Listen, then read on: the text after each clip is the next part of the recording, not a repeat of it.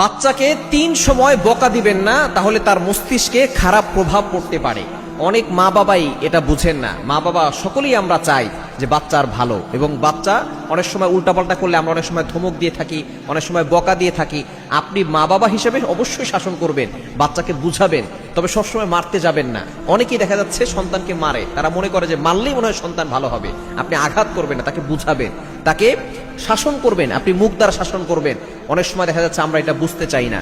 এই জন্য সন্তানকে আপনি ৩ সময় বকা দিবেন না, তাহলে চিকিৎসা বিজ্ঞান বলছে তার মাথার উপরে, তার ব্রেনের উপরে খারাপ প্রভাব পড়তে পারে এবং মস্তিষ্ক মেধা কমে যেতে পারে, মস্তিষ্ক আস্তে আস্তে নষ্ট হয়ে যেতে পারে।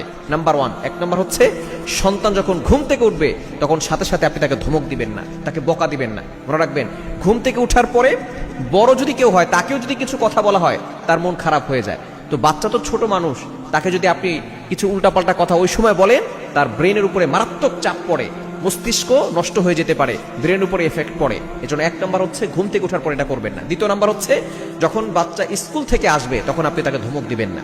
স্কুল থেকে আসলে সে কিন্তু পড়াশোনা করে আসছে, তার মাথায় একটা চাপ আছে, তখন যদি আপনি ধমক দেন তাহলে কিন্তু তার মাথার উপরে, ব্রেনের উপরে চাপ পড়বে। এজন্য সন্তান যখন স্কুল থেকে আসবে তাকে ফ্রেশ হওয়ার জন্য ব্যবস্থা করেন। যদি কোনো কথা বলার থাকে আপনি শান্তভাবে আস্তে আস্তে বলার চেষ্টা করবেন, আর না হলে বাচ্চা কিন্তু আস্তে আস্তে কঠিন বিপদে পড়ে যেতে পারে। এবং 3 নম্বর হচ্ছে, যখন ঘুমাতে যাবে তখন আপনি ধমক দিবেন না। এই 3 সময় আপনি ধমক দেওয়া থেকে বিরত থাকবেন।